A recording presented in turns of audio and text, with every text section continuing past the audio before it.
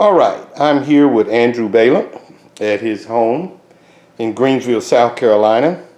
The date is June 29th, 2023. And we're going to interview and talk to Andrew a little bit about his life and everything and get a perspective on Mr. Balent here. All right, Andrew, tell us, where did you grow up and state, town? Tell us a little bit about your early bringing up. Well, I was from western Pennsylvania, primarily Washington, Pennsylvania, which is about 25 miles southwest of Pittsburgh. And your parents, what did your parents do? My father was a grocer. Our family owned a grocery store, and he was a butcher actually, and that was before supermarkets really took over. And this was a downtown operation, and it was very successful. Good, good. And then did you say that your mother had done some teaching later on? You know, my mother had gone to teachers college for 2 years, but then she got married and had children, and she didn't become a teacher until later years. And actually, just before retirement, she taught in a Catholic school for about 8 or 10 years. Good, good. Now, how many brothers and sisters do you have? I had one sister and one brother. I was the youngest. Okay. Now, you also told me that they played instruments. What instruments did they play? Well, my parents decided that we should be in the band, and my sister being the oldest, they started her playing clarinet. Then my brother played flute. When it was my turn, they decided I should play saxophone. Was it any reason why they chose the saxophone? Or? Not that I know of. Okay, so they just handed it to you, and you said, "This is what you're going to play." And in those days, this was near the end of World War II, and they weren't making instruments because of the instrument factories were making bomb sights and other things like that. And so you had to just pick up any used instrument you could find. Good, good. And then you said you played in the band in high school. What was that like? It was a pretty good high school band. And Washington had about 27,000 at that time. And there was one band director, one instrumental teacher for the whole district. So he had all the beginners and all the classes in high school band and marching band. And it was not a good experience. Mm-hmm. You also said you had your own little band in high school. Tell us about that. Well, this was near the end of the big band era, and I got really interested in playing, and started writing arrangements for the dance bands in the area.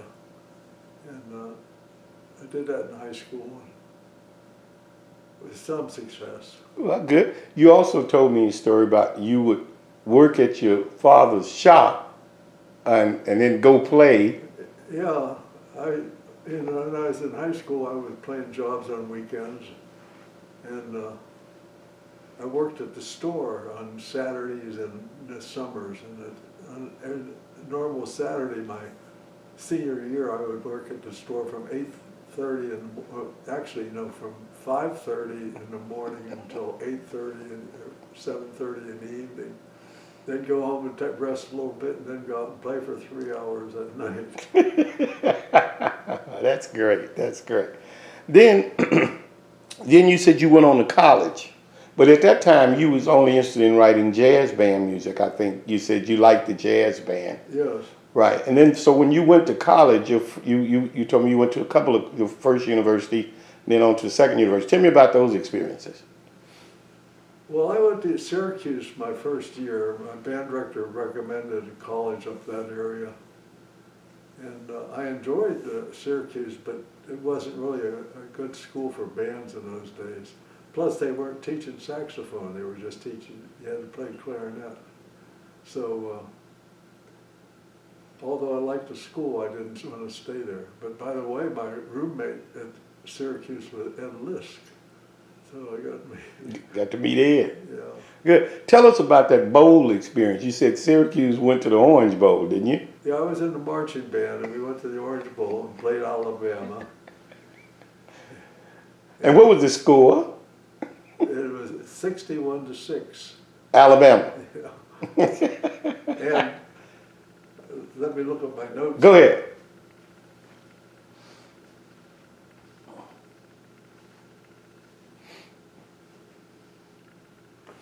And I got to play with Henry Fillmore because he conducted The mass band? before the game. Oh, that's Of course, awesome. it was the Orange Bowl March that he wrote.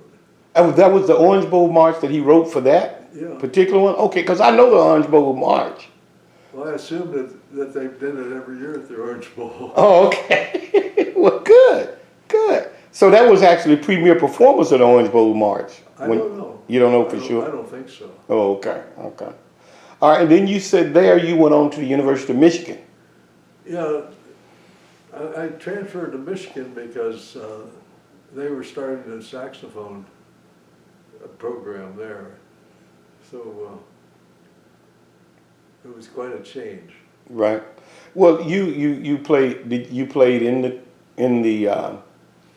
the concert or symphonic band and marching band at Michigan. Am I right? Yes, I did. And I studied saxophone with Larry Teal, who was one of the top teachers in the country. Good. And that's the guy that made the Teal mouthpiece, I believe. Yes, yes. Good. And I Good. played in the symphony band and plus the marching band. Right. Right. And the marching band director, well, the head band director at that time was if I'm correct, oh God, yeah, who's the guy? I can't think of his name. George Cavender. George Kavanagh, okay. Was Ravelli there at that time? Oh, yes. He was there too. But George Kavanagh did the marching band? You know, Ravelli was always at the rehearsals too. Okay. So he was always around. Good. And then when you graduated from there, you started teaching, I believe, you said. Yeah, I started teaching right away. Okay. And you was teaching at what school? Do you remember? It's in New Haven, Michigan. Okay. It was a small town north of Detroit, and they didn't have a band program at all. They had a high school band led by the old-time city band director. And I had 19 students and from 7th grade through 12th. Okay. But they didn't have any program, so I went in and started elementary and worked with the high school. Okay. How long did you stay at that particular job? I was there 4 years. It was a great first job because I learned so much doing just starting the program. Now, your degree from Michigan was in music ed, right? Am I right? Pardon? Your degree from Michigan was in music education, am I? Yes, yeah. Yeah, from music ed. Good, good. And I really left New Haven because I just couldn't stay in that, didn't think I should just stay in that little town. Okay. I went to a big school district and taught elementary for 2 years. Okay. Then ended up in a district just north of Detroit, Fitzgerald Schools, which was really a good program that I worked on. Now, did you stay there all of your years at the Fitzgerald School? Yeah, I was there until I retired. Okay, how many years was that? 30 altogether. I was there, what, 30 minus 6, 24 years. 24 years. Okay, good, good, good, good. Can you tell me about some of your experiences at that school, or some of the things that you remember that might, that you enjoyed being there, or teaching, or some of the people that you taught? Well, I started out teaching elementary. Okay. I had 3 different elementary schools I traveled to and did beginning classes, and I had developed a great 6th grade band. It was terrific. We had some really good concerts. Then when I middle school, that was all destroyed because the 6th graders were. When the 6th graders got to middle school, you were left with 4th or 5th grade alone. Right. And you couldn't do much in the elementary. So I really did not like that change. Okay. That's good. The going on to that, then I think, when did you first get married to your first wife Right after college, I met her when I was a senior, in college? Good. and we got married that summer after. Okay. Good. Good. Now, when did you start getting interested in writing for band, or your first taste of writing for, say, band? Well, you know, I had been writing for the jazz group. For the jazz groups, right? But I'm talking about for concert band, When I right? started teaching, I wasn't interested in writing a lot, but I thought I should do some. And I wrote a couple pieces that first year, and they were terrible. The band couldn't do a very good job with them. Right. Then I got involved with my family for a while, and didn't really have time to do it. Right. So after about 10 years, I started writing again, and was successful right off the bat because I learned what kids could play at certain levels. Good. I mean, I know you're a master at that. Those are some of the things that you taught me when when we first got together. You know, the other part of that I wanted to ask you about. You said you had your first wife. She things didn't work out, and you said that she left you and left you with the kids. What age were the kids when she left you? Can you bring that? Well, we agreed that I should have the children. Right. Okay. I think my daughter was 7. My two sons were like 6 and 4. Right. And you took care of the kids and and went to work every day. Am I right? Yeah. Great. Great. So that's one of the reasons I didn't have time to write. Yes, that would be that could be a problem. That could be a problem.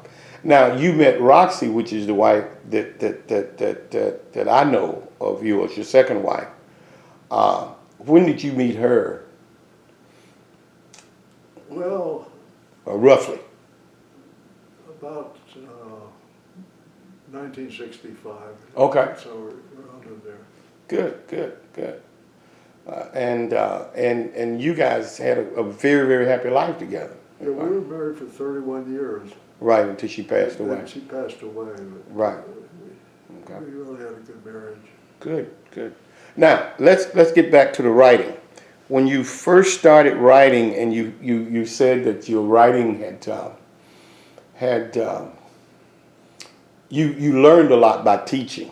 So Yeah. when you went back to writing, and you started writing for band, who did your first publication? How did you go about getting it published, or did somebody hear it, or how did you get started? Well, I'd gone to the Midwest Conference several times, and Yeah. I talked to one of the editors at Warner Brothers, which at the time had a different name. Right. And he encouraged me to send him pieces. Okay. So that's how I got started. Okay. And your first piece was, we talked about it. You remember the name of it? I got a blank. Okay. Hang on. I got it now.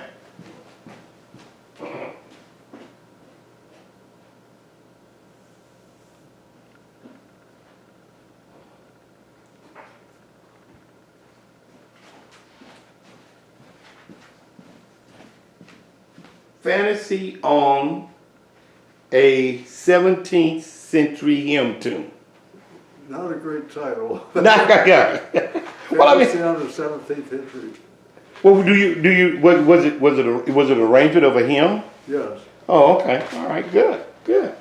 And I'm looking at that, and that was back in 1968. And then from then on, man, you just kind of turned it on and kept going. Yeah, You know. the dream come true. All of a sudden I had this opportunity, so I just went for it. Well, good. You told me that at one time with Warner Brothers, how many tunes were you writing a year for them? Well, after I had been writing a few years, Mm-hmm. Warner started a series for me. What was the name of that first series? Bugs Bunny on the cover. Okay, what was the name of it? It was Super called Sound Series. Super Sound Series. And I got to a point where I was turning out 15 to 20 pieces a year for them. And still teaching at the same time. Oh yeah. That's a lot of music, you know, to get that done. You said this morning when we talked for a little while that you had worked for how many different publishers over your life? Over the years, they're like 25 or something like that. Yeah, and then some got bought and sold or are no longer around. But and then, how successful do you think that the series you had, which is your Bugs Bunny series, Super Sound series, you had 2 levels, grade 1 and 2, I believe. Yeah, we even had grade 3. You had grade 3, that's right. I thought you said grade 3. Okay, so you were very successful with that during those years. Yes, it was. It did quite well. Right. Did you and I wanted to ask you this because I asked you before. You did not continue writing jazz band music. Is there a reason why you left dance band and jazz band and do concert band, or you could have done both, or is there a reason why you just settled into that one? Well, I was successful at one, and the jazz band writing had gotten more complicated, Okay. and I wasn't up to that. Right. So I just stayed with what I was successful with. Good. Now also in some of your things, your writings and stuff, you've also not only put out band pieces, but you put out look like gazillions of quartets and quintets and trios. Am I right? Yeah. Good. Can you tell me about some of those, or why did you get started writing some of those? Well, at the beginning, occasionally I would do trios or quartets. Then when I had an opportunity, I started writing some books of ensembles, which worked out pretty well. But it just kind of progressed from there. Right. Good. The other thing I was going to ask you about, and I think we talked about a little bit, your last, I guess, days with Warner Brothers. Tell me how that came about. You told me the guy had flown down and what was going to happen. Well, Warner Brothers was a huge corporation. It had a lot of various divisions to it. And I think the music section was not one of the big parts. And so these decisions were made up high. Yeah. And it turned out that they decided not to they sold off the music division. Right. I don't know who they sold it to. I'm trying to remember. They sold it to Art Jensen. They sold it to Jensen. Okay. And because it was Warner Jensen for a while, and I was still writing for him, but it wasn't the same. Right. And then you moved on to Carl Fisher. Yeah, I got an offer from Carl Fisher, and so I changed. Now, who was that gentleman at that time? We both know his name.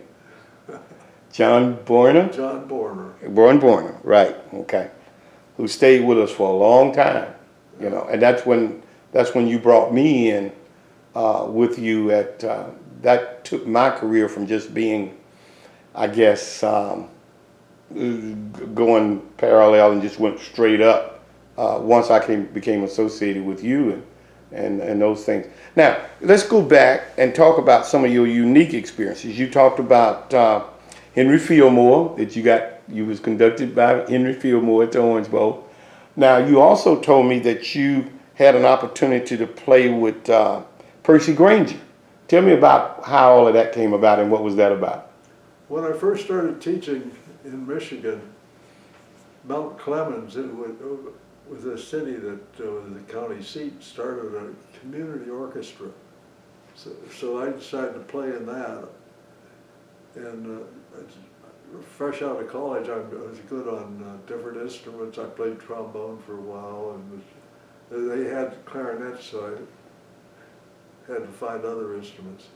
But anyway, they Hired you to to play with No, with they had Percy Granger come in to play piano solo on the Grieg Piano Concerto. right? So he came in, and we had lunch, they had a big luncheon for him, and I had worked on this piece on the xylophone, and from one of his selections. Right, right. I practiced on that, and so I could whip it off like I really knew what I was doing. But anyway, we played a concert with Percy Granger. That's all right. That's great. You know, tell me about some other unique experiences that you always will cherish. Can you think of any? Oh, probably. All right. Well, let's hear them. Some of the stories. Well, when I got the offer from Carl Fisher, I came home all excited about it. I said, I'm not going to be working with Warner Brothers anymore. And my wife, Roxy, said we had just received a $25,000 quarterly check from Right. so she was not too impressed. That you was gonna leave Yeah. and go someplace else. Tell me some other stuff.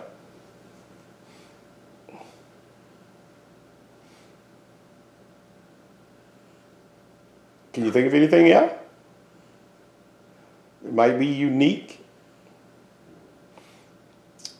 out of your life. Yeah. I'm sorry.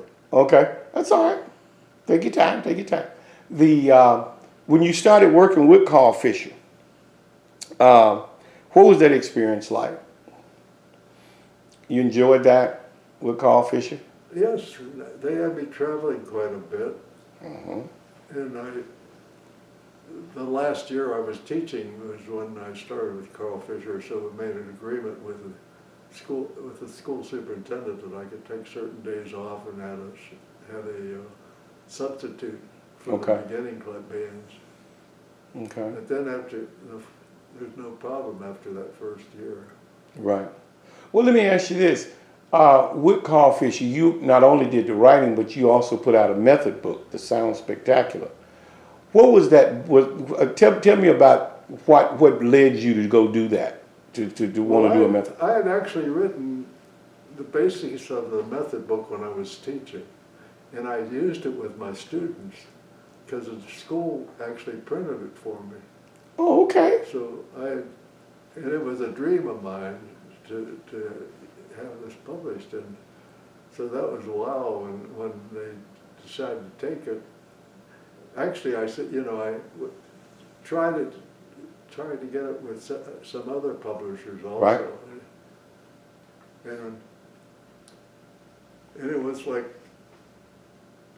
I told John Borner that I'd like to have this published. If you can't do it, I'll move on to someplace else. Right.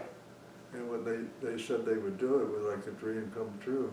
Well, good. But it's interesting, when you have your sights on something like that,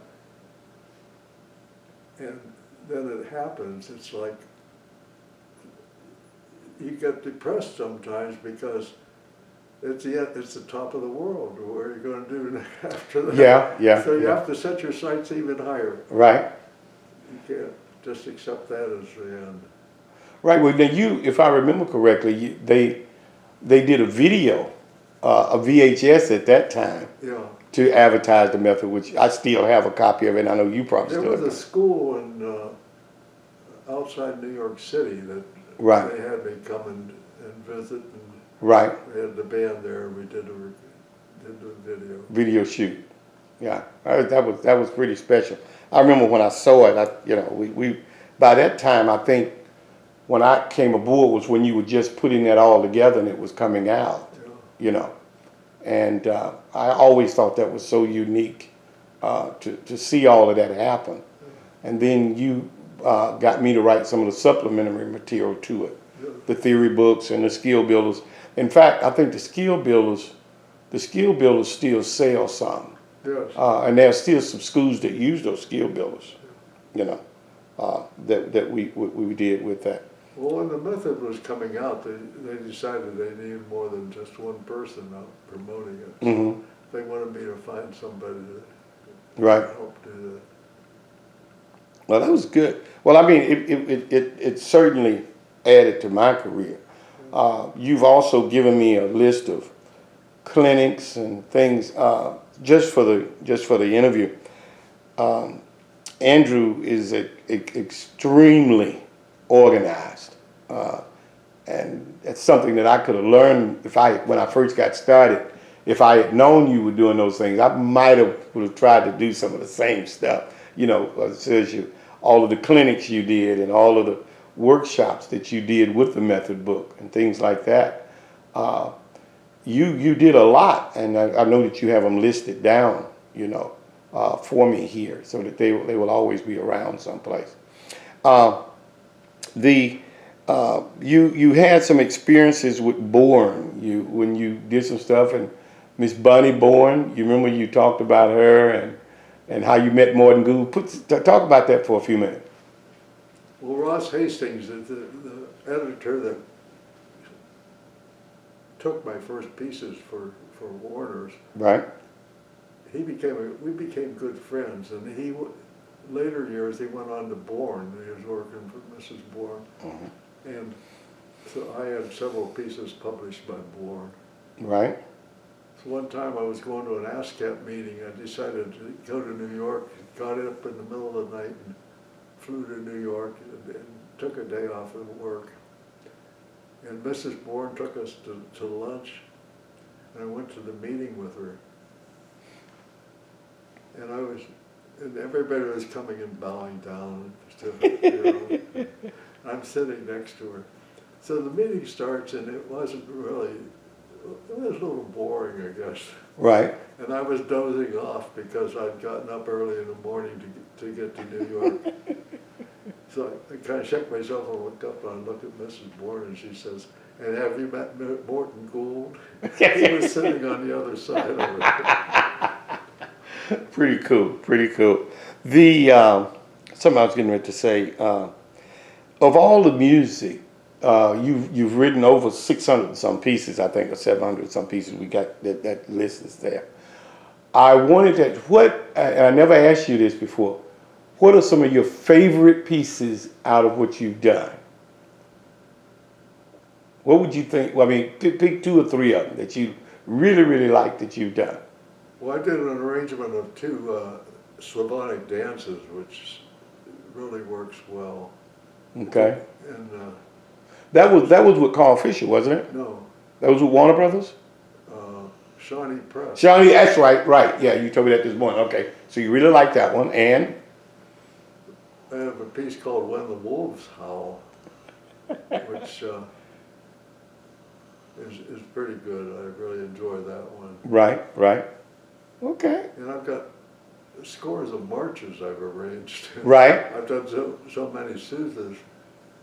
I think I've done all the familiar ones, and if I can't really remember what new ones to do. Right. But you like doing all those marches, Yeah, am I I've right? done a lot of marches. Mm-hmm. Yeah. One of my first ones sold quite well, and it was called Spartans of Tomorrow. Okay. And the school where I taught, the high school was Spartans, and so these were the kids that were going to go on and become Spartans of Tomorrow. Right.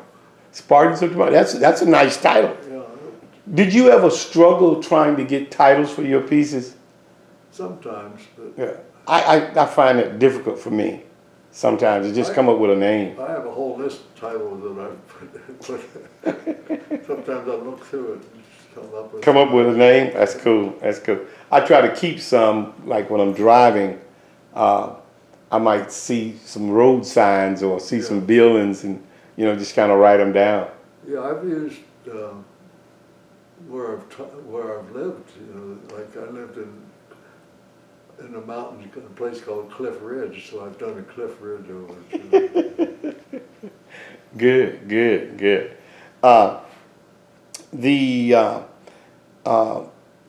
You talked about Roxy, and Roxy died in 1999, am I right? Yeah, she had lung cancer. She had lung cancer in 1999.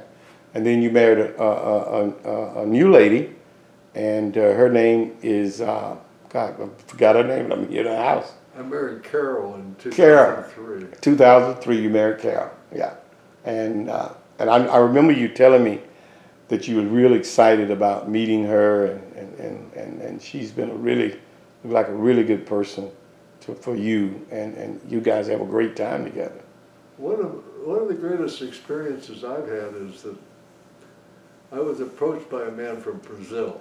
Mm-hmm. He wanted to come and visit me. Yeah. And this is when Roxy was ill. Right. She was bedridden pretty much.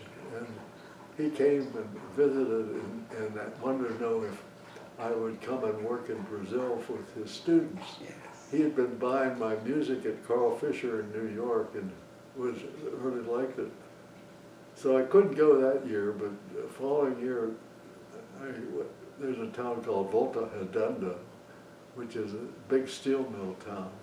And so they have a all-city band of students. And so I went down there for a month and worked with the students for 3 weeks, did a concert of my music. Then they gave me a week on Copacabana Beach. Okay. And they paid for the whole thing, and I couldn't believe it. Now you went more than 1 year down there. Am I right? How many years? I went 7 times. About 7 times. The first 2 I was by myself, and then when I married Carol, she was with me for 5 Good. more. Good. So we have several friends down there. Good. Well, let me ask you this: what was the nickname that they gave you down there? Oh, Maestro Americano. Maestro Americano. Okay. Then you wrote and I remember rehearsing it with someone's band. You wrote a piece based on that. Am I right? It's like 3 movements. Well, Brazilian. there's a little Brazil suite. Little Brazil Suite. That's the name of it. Which has been very successful because it was in a book. There was a book on grade 1 music, and it's done quite well. And these are 3 little folk songs from Brazil. Good. But I've done some others. From Brazil? From down there? Yeah. Okay, I didn't know. I just remember that one when it came out. Yeah, I have a couple others that have been published, and I have 3 or 4 that I wrote for them, which never were published, but Brazilian music. Okay, you wrote pieces for their group? Yes. Mm-hmm. Good. Now that group was comprised of what age levels would you say? The group in Brazil, was it children? Was it middle school, high school, or just all? Some middle school and high school. Good, good. But they were very well trained and didn't have any discipline problems at all. So they had to be a joy to work with. Yeah, when I first went, well, there was somebody that would, a lot of Brazilians speak English, Right. but they always have an interpreter there for me. Good, good, good. Well, that's all right. That's all right. You got your notes. Is there anything else you want to share with me from your notes that you got there? Take a look at that. If there's any other things you want to share or you want people to know about you.